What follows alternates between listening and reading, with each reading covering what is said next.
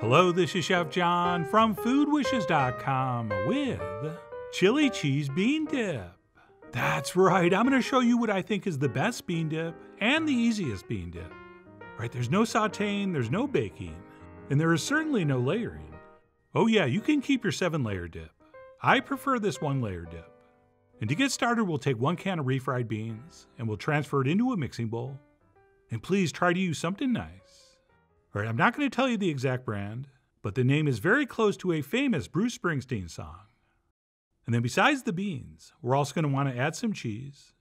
And I'm using 2 kinds. I'm going to go with some pepper jack, as well as some nice sharp cheddar. And while the white cheddar will definitely work here, I do prefer the orange because it's going to give our final dip a much nicer, warmer color. And as usual, I must insist you grate that yourself. Or better yet, have one of the kids do it. All right, that is just good parenting. And then after the cheese, I'm going to add what's a little bit of a secret ingredient. And that's a couple tablespoons of avocado oil. Although a nice buttery olive oil would do the same thing. And that's going to add some richness and make our dip a little more unctuous. And then we'll follow that up with a little bit of sour cream. Or of course, some Mexican crema. And then we're also going to want to add some finely minced garlic, some finely and freshly sliced green onions, as well as some freshly chopped cilantro. Oh, and please listen to me now and hear me later, as I tell you, if you're going to make this the day before, you should probably add these ingredients the next day. And that's because if you add this now and then it sits for like 24 hours, that garlic and onion flavor can intensify and possibly overpower things. So please be careful. But anyway, we'll also want to squeeze in the juice from 1 lime, or more if you want it tangier. I mean, it's your dip. And then we'll follow that with a very lime-friendly spice, which is ground cumin, which will bring us up to the chili portion of the program. And we'll do some fresh and dry, starting with some ground chipotle, as well as some ground ancho, or just that stuff that says chili powder in your pantry. That's also going to work and is probably ancho. And then for a little bit of fresh chili, we'll do some finely diced up jalapeno. And then because we added chipotle, this does not need cayenne, but we're going to add a little bit anyway. And that's it. We will simply take a spatula and give this a mix until we're sure everything's been perfectly combined. And no, we probably don't need any salt. Right, there's a decent amount in the cheese, but mostly because a can of refried beans is generally well seasoned. Oh, and that reminds me, you don't have to use refried beans.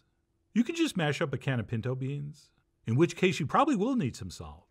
So if you'd rather do that, go ahead. I mean, you guys are after all the machines of how to do the beans. But using the refried is convenient, and I think works out really nicely. And that's it. Once that's been thoroughly and thoughtfully spatulated, we will give it a quick taste, just in case it needs a little something, at which point we can serve it immediately. But I like to wrap this and pop it in the fridge for a few hours until it's nice and chilled, although that is optional. But either way, once we're ready to eat, we'll go ahead and transfer that into something nice, or you could also use a wooden bowl like this. And we'll serve that next to some corn chips, or the crispy delivery system of your choice. And then for a final touch, I like to do a little scattering of red and green pepper, plus a little bit of finely sliced green onion. And that's it, our chili cheese bean dip is ready to enjoy. So let me go ahead and grab a chip and dip in. And that, my friends, for something that required no cooking and very little work, is a very satisfying and incredibly delicious bean dip. And yes, it is a little bit spicy, but you can tone that down if you want. And I think there's a great balance here between the heat and the richness and the acidity from the lime and the sour cream, plus of course that savoriness from the cheese. So to summarize, what this dip lacks in layers, it more than makes up for in every other way. And besides what I think is the perfect flavor for a bean dip, I also think the texture here is ideal. All right, we have something that's thick and dense and satisfying, but as you can see, it's not so firm that it breaks our chips. Right, there's an old saying I just made up.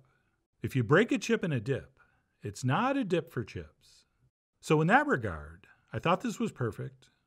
And besides enjoying the amazing taste and texture, as I was eating these, I was getting a little bit nostalgic, since there was a time long ago when I was totally broke and I basically lived on canned bean dip and tortilla chips.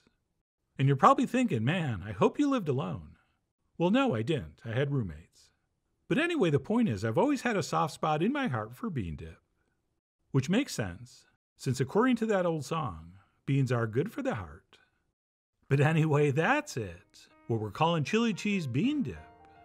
If you need something super easy and super cheap, but still absolutely fabulous to bring to or serve at a party, and you are not concerned with how many layers it has, this is going to be the bean dip for you.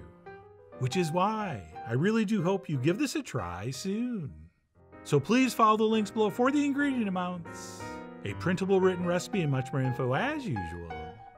And as always, enjoy.